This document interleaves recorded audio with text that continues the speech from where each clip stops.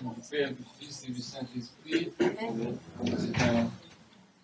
C'est pareil, les textes, la parole de Dieu qu'on entend le dimanche, une fois qu'on vient à l'église, on dit oh, on a déjà entendu ça, on connaît cette histoire, qu'est-ce qu'il va nous raconter, qu'est-ce qu'il y a de nouveau. Et quelquefois, il y a une usure dans notre perception de la parole de Dieu.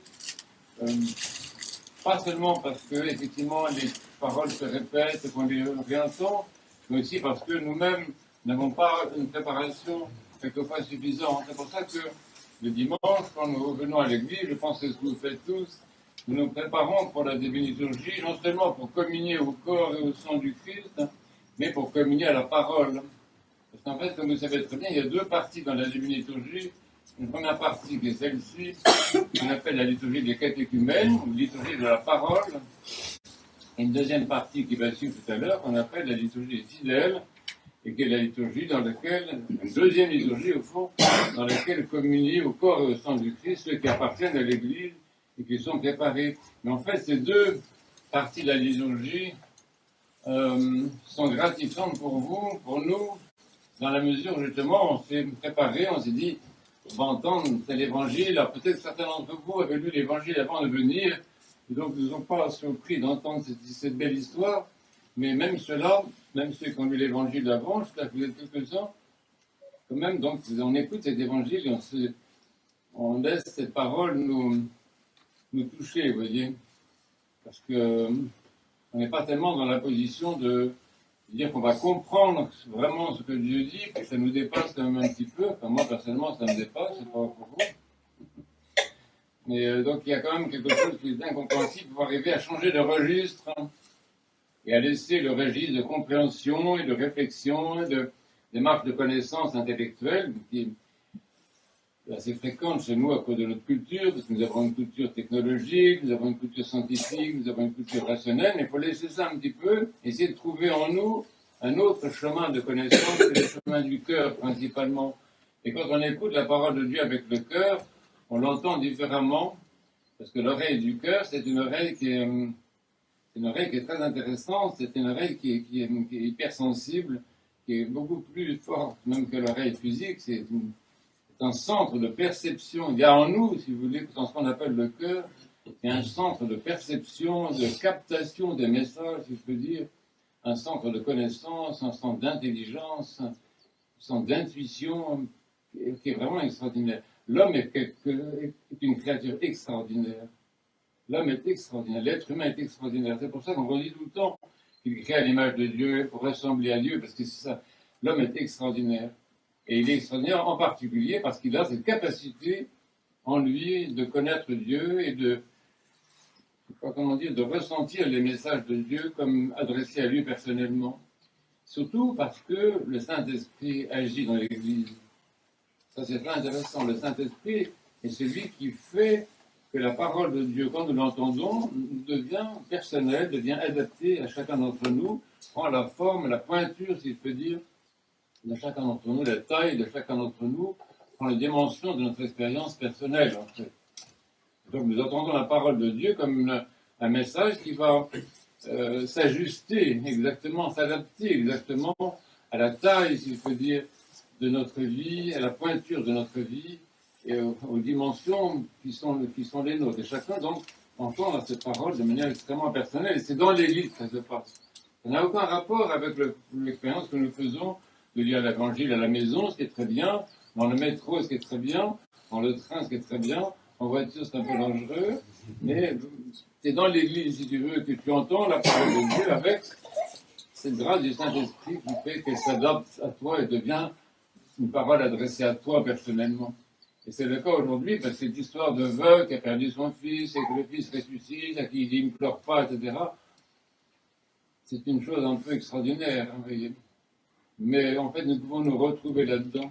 Je pense que ce qui est important, surtout en parlant avec les uns et les autres, grâce à la confession aussi, la confession c'est très important, parce que c'est le moment où on se connaît, on arrive à savoir ce que fait chacun, et justement en vous connaissant un peu les uns et les autres, en étant votre prêtre ici, je je me rends compte que l'essentiel, pour la plupart d'entre nous, dans cet évangile d'aujourd'hui, de dire ça simplement avec mes mots, c'est de se laisser rencontrer par le Christ.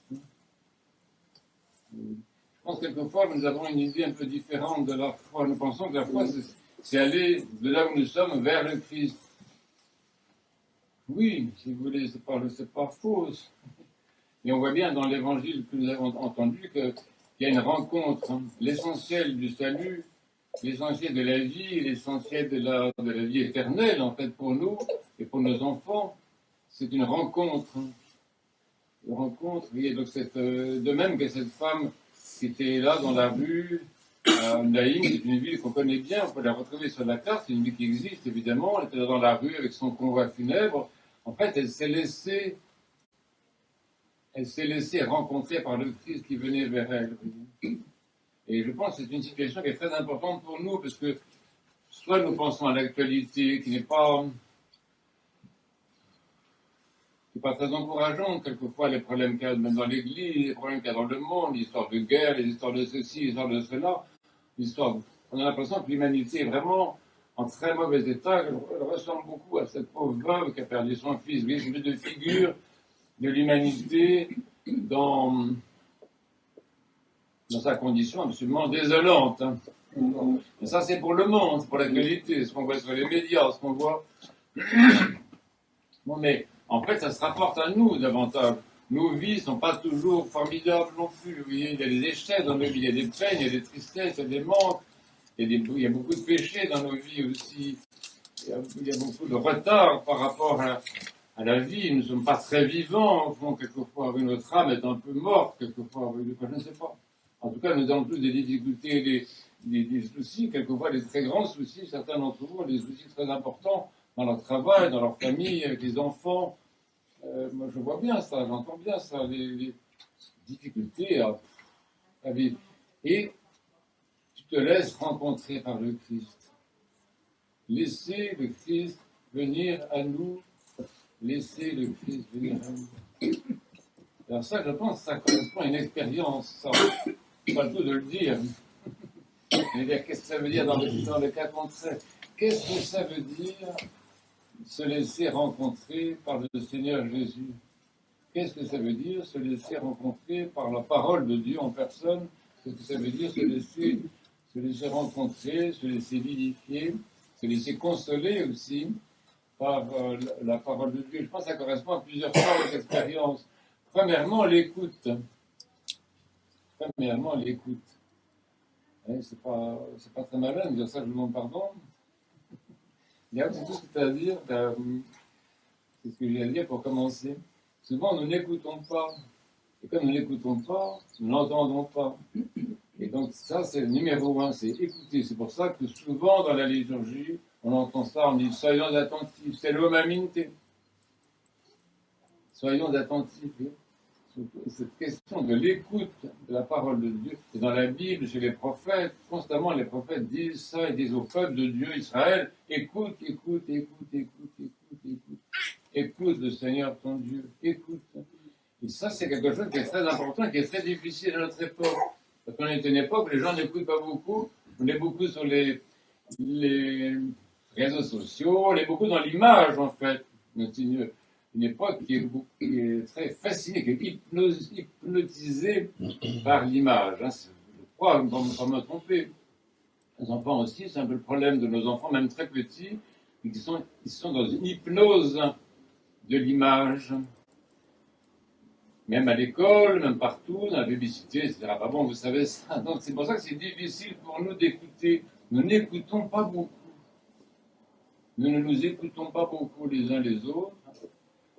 Nous n'écoutons pas beaucoup.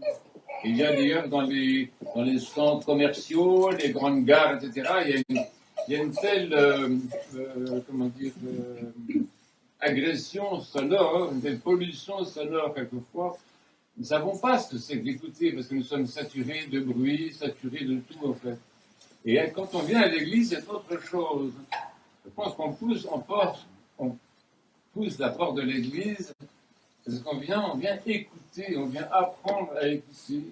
On vient apprendre à écouter, Bon, l'évangile lui-même, bien sûr, mais toutes les paroles de Dieu, toutes les formes que la parole de Dieu prend dans la liturgie, dans les litanies, les différentes, parce que la liturgie est faite entièrement de petits bouts de la parole de Dieu qui sont attachés, c'est ça qui forme la liturgie. Nous écoutons, nous écoutons, nous écoutons. Donc la première façon, retenir ça, c'est pas très difficile, retenir ça, se laisser rencontrer par le Christ et écouter. Pas chercher à comprendre, pas, mais écouter. C'est très difficile d'écouter. Savez-vous écouter? En fait, j'ai un peu de mal quelquefois à écouter même dehors. Est-ce qu'on peut écouter des bruits d'oiseaux? Est-ce qu'on peut écouter le vent dans les feuilles? Est-ce qu'on peut écouter la feuille qui tombe? Des fois, on n'écoute pas. Oui, alors écouter la parole de Dieu, on l'écoute encore moins. Écouter, ça c'est la première chose. Première chose. Se laisser écouter, se laisser. Alors, ce qui est intéressant dans l'évangile d'aujourd'hui, c'est que c'est pas seulement écouter, mais c'est se laisser toucher. Parce que vous avez entendu comme moi que le Christ rencontre cet homme, il touche, c'est formidable, il touche le cercueil, il touche ce qui était impossible dans la mentalité de l'époque, parce qu'un cadavre était considéré comme une chose impure, donc personne ne touchait un cadavre. Mais le Christ qui est Dieu, c'est pas son problème, les questions de pur et d'impur, donc il touche c'était pas un cercueil, c'était pas la coutume, mais ce de lit sur lequel repose le défunt, il touche. Et nous aussi, si vous voulez, il y a une façon d'écouter la parole de Dieu qui consiste à se laisser toucher intérieurement. Vous voyez. Faisons cette expérience-là. Comment est-ce que la parole me touche? Se laisser toucher, se laisser émouvoir, se laisser mobiliser intérieurement. Oui, c'est en deçà, c'est pas un problème de compréhension, c'est un problème de ressenti. La compréhension, c'est pas tellement notre sujet, parce qu'on est plutôt dans l'incompréhensibilité de Dieu. Mais notre sujet, c'est le ressenti. Souvent, moi quand même, je fais cette expérience-là, je ne suis pas pire qu'un autre. Quelque chose me touche dans la liturgie, mais tellement intelligent, tellement beau, tellement ça que j'ai envie de vivre, etc. Vous voyez, se laisser toucher. Et après ça, l'autre façon de laisser le Seigneur venir vers nous, c'est quand même à travers la prière, bien sûr. Mais la prière, c'est pareil. La prière, ça consiste à écouter. Souvent, nous pensons que la prière, c'est parler. Alors, on parle, mais on n'écoute pas. En fait, non, la prière, c'est une écoute. On écoute les prières qu'on dit. Moi, j'essaie de faire ça maintenant. Quelquefois, vous trouvez que je vais un peu lentement dans la liturgie, parce que j'essaie d'écouter les prières que je dis pour vous, en votre nom, et devant Dieu. Je vais les dire comme ça tout à l'heure, blablabla, non. J'ai dit la prière, c'est bon, je suis un bon frère, très bien. Mais la question n'est pas là, c'est que je peux dire les prières en les écoutant. Même notre Père, vous voyez, notre Père.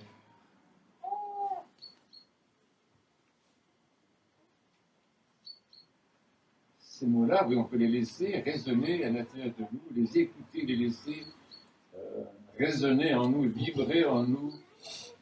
Et notre Père, on peut faire ça avec chaque mot, j'ai l'impression, écouter ce qu'on vient de dire. Donc la prière comme écoute, ça c'est quelque chose que nous pouvons cultiver, c'est aussi une façon de laisser le Seigneur venir à nous, de se laisser rencontrer par Dieu. Dieu nous rencontre quand nous l'écoutons dans la prière. Autre façon, bien entendu, et que certainement tout le monde pense déjà, de laisser le Seigneur venir en nous, c'est la communion eucharistique.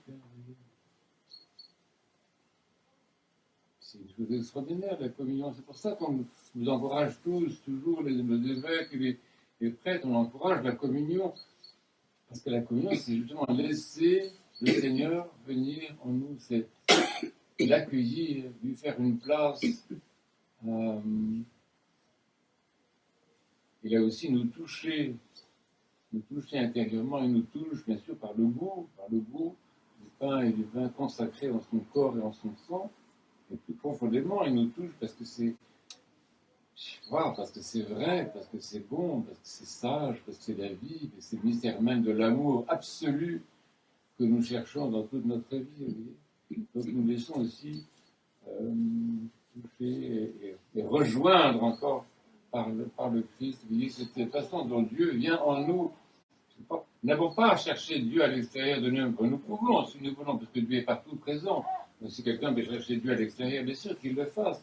Dans la nature, dans la création, dans les arbres magnifiques qui sont là en train de fleurir, si je peux dire, à leur façon. Les gens qui veulent entrer, peuvent laisser entrer. Laisser entrer les gens qui veulent entrer. Mais vous voyez, donc se laisser visiter en quelque sorte par Dieu, dans sa parole, dans son corps et dans son sang, dans les prières que nous lisons, et aussi d'autres passions. Par exemple, nous disons beaucoup dans la liturgie, nous disons à beaucoup de moments, le prêtre ou le diable dit prions le Seigneur. Ah oui, j'ai envie de dire, mais oui, effectivement, on est là pour ça. Pourquoi est-ce qu'il dit prions le Seigneur? Qu'est-ce qu'on va faire? Parce qu'en fait, c'est aussi quelque chose de très important, c'est que quand nous disons Kyrie eleison, ou Doamne miluiește, ou Gospode pomilui, ou Seigneur miséricorde, dans quelques langues qu'on le dise, en fait, on se dispose à recevoir la visite du Saint-Esprit. C'est très très intéressant. Donc essayons de dire, chaque fois que nous disons ça, Doamne miluiește, ou Kyrie eleison, ou Seigneur miséricorde, de le faire dans un état de réceptivité. On est là en train de demander à Dieu sa grâce. Donc on se met en forme de vase, on se met en forme de creux, on se met en forme de réceptivité, c'est bien le mot, pour recevoir cette grâce. Donc il y a une façon de dire les prières, si vous voulez, qui favorise cet accueil de Dieu. En fait, cette femme, cette veuve, elle est vraiment intéressante pour nous, parce que quelqu'un, dans l'histoire, dans le contexte de l'histoire, c'est quelqu'un qui n'a rien. Une femme veuve, une femme juive veuve qui a perdu son fils aîné, c'est la condition la plus triste qui existe à cette époque-là. C'est quelqu'un qui n'a rien. C'est un état de pauvreté. Donc si nous pouvions être comme ça, je ne dis pas ne rien avoir, pas de voiture, pas de maison, etc. Je ne parle pas de ne rien avoir matériellement, mais d'avoir un état de pauvreté intérieure, c'est-à-dire aucune idée, aucune pensée, aucun préjugé, aucune passion, aucun péché, aucune imagination, aucun réflexe robotique de nos pensées, vous voyez, un état de sorte de mort intérieure, en quelque sorte, vous voyez, c'est extraordinaire la réceptivité que ça représente. Cette veuve est la plus réceptive des femmes, la plus réceptive des créatures, parce qu'elle n'a rien du tout. Et nous, c'est très difficile si nous avons beaucoup de choses. Même si nous n'avons pas 3 voitures, nous avons des idées sur tout, des opinions sur tout, nous jugeons tout le monde, passons notre temps. Voilà.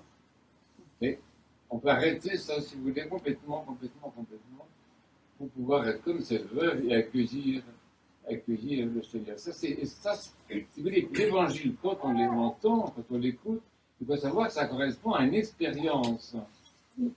À une expérience. Vous voulez que je redise le mot, une expérience. Et si l'évangile d'aujourd'hui n'est pas une réalité que je peux expérimenter, ça ne sert à rien. Ça ne sert à rien. Si, c'est une belle histoire, puis on n'est comme pas venu pour rien, c'est intéressant, etc. On a des amis, mais c'est pas ça la question. C'est à quelle expérience est-ce que ça correspond? Oui, c'est ça que j'essaie de vous dire maladroitement, comme je peux, j'essaie de vous orienter vers cela, c'est-à-dire apprendre l'évangile comme quelque chose à vivre, comme une histoire à vivre. C'est pas une histoire du passé, c'est pas une histoire.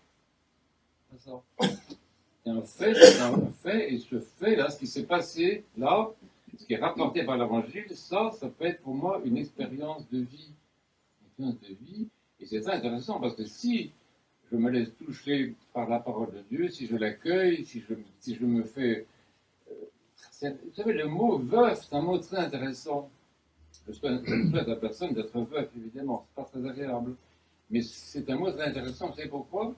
Parce que ça vient de viduva en latin, qui veut dire vide. Donc le veuvage, c'est comme une viduité. Et c'est cette viduité que nous pouvons cultiver, vous voyez, parce qu'une viduité, ça sert à être rempli, bien entendu. Vous voyez. Et cette expérience-là, nous pouvons la faire. Et donc, on se dit, ben voilà, je vais maintenant, je vais essayer de faire ça. Essayer de faire une place extraordinaire à l'intérieur de moi-même pour me laisser toucher, habiter, rencontrer, recevoir une parole comme adressée à moi-même, parce que quand il lui dit ne pleure plus, il lui dit elle personnellement, il ne dit pas en Jésus. C'est étonnant ce que Dieu parle de manière personnelle. Il a tutoie, toi, cette dame-là, toi qui souffres. Et si je fais faire cette séquence-là, je vais me sentir bien. Je vais me sentir vivant, je vais me sentir joyeux, je vais me sentir intelligent, je vais me sentir sage. Vous allez voir, c'est un épanouissement extraordinaire. C'est-à-dire que le fait de laisser la parole visiter notre vie, de laisser le Christ venir dans notre vie, de l'accueillir dans notre vie, de nous laisser toucher par lui, mais vraiment, vraiment, c'est la porte d'une grande expérience de paix, une grande expérience de consolation, une grande expérience de tranquillité. Nous n'avons plus peur de rien si nous faisons ça. Et une façon en particulier, dommage que notre amie Hélène ne soit pas là, elle aurait pu en parler mieux que moi, une façon de se laisser visiter par la parole de Dieu, c'est de la mémoriser, de la prendre par cœur. Apprenez, si vous pouvez, apprenez par cœur des psaumes, apprenez par cœur des bouts de l'évangile, vous voyez, parce que quand vous apprenez par cœur, la parole de Dieu, là aussi, elle vous visite, elle entre chez vous, elle vient habiter chez vous, elle fait sa demeure en vous, et elle travaille en vous, parce que c'est ça qui est intéressant, si vous voulez, c'est que si je laisse la parole de Dieu, et le Christ lui-même, le Christ parole, le Christ verbe, venir dans ma vie, c'est lui qui travaille à l'intérieur de moi. Alors me dire, on est complètement passif. C'est pas une passivité complète, non, c'est en français, je sais pas, je veux dire réceptivité, c'est pas une passivité, c'est une réceptivité, c'est autre chose. C'est-à-dire qu'effectivement, je reçois, mais je coopère, je reçois activement. C'est une passivité active, si vous préférez. C'est passivité active, on peut en faire l'expérience par la mémorisation. Je vous recommande beaucoup ça. Apprenez l'évangile, apprenez des passages de l'évangile, faites apprendre à vos enfants de l'évangile, vous verrez les fruits qui sont portés de tranquillité, de calme, de paix, ils auront un meilleur sommeil. Et surtout, si vous voulez, c'est la parole de Dieu travaillant en nous, nous donne des idées, nous donne de l'intelligence, nous donne de l'amour, nous donne de la bonté. C'est-à-dire tout ce qui est dans la parole, tout ce que le Christ est, va devenir à nous, va nous vivifier, va nous transformer de l'intérieur. Nous allons nous l'approprier, comme vous dites en roumain, ein sushi. C'est un mot extraordinaire en roumain, ein sushi, cuvântul lui Dumnezeu. Ceva extraordinaire. Dacă ein sushi, cuvântul lui Dumnezeu, bon, je veux dire, on va porter des fruits qui sont des fruits du Christ lui-même présents dans notre vie. Mais donc cette appropriation, cette assimilation, que dit le mot roumain, oui, c'est pas traduit, c'est s'approprier en fait. Hein. Cette appropriation de la parole de Dieu donne des fruits vraiment très très intéressants, parce que c'est ça qui est intéressant, c'est que notre vie change. Et notre vie ne change pas seulement en prenant des résolutions, en disant à partir de demain, qu'est-ce que je pourrais faire? Je ne plus mettre en colère, je ne plus juger le président de la République. Bon. C'est bien. Et c'est pas comme ça qu'on change. C'est pas seulement avec des bonnes résolutions, c'est en laissant le Christ nous changer de l'intérieur. Et c'est pour ça la raison pour laquelle on ne peut pas changer les autres. Dans un couple, par exemple, tu as des problèmes avec ton mari, avec ta femme, tu dis oh, il faut qu'il change, je vais le changer. Non! Tu ne changeras pas ton mari, tu ne changeras pas ta femme, tu ne changeras pas tes enfants. Mais si tu accueilles le Christ dans ta vie comme cette gentille veuve d'aujourd'hui, toi, tu vas changer. Toi, tu vas changer. Le Christ va te changer de l'intérieur. Et pour ta femme ou pour ton mari, ça sera beaucoup mieux.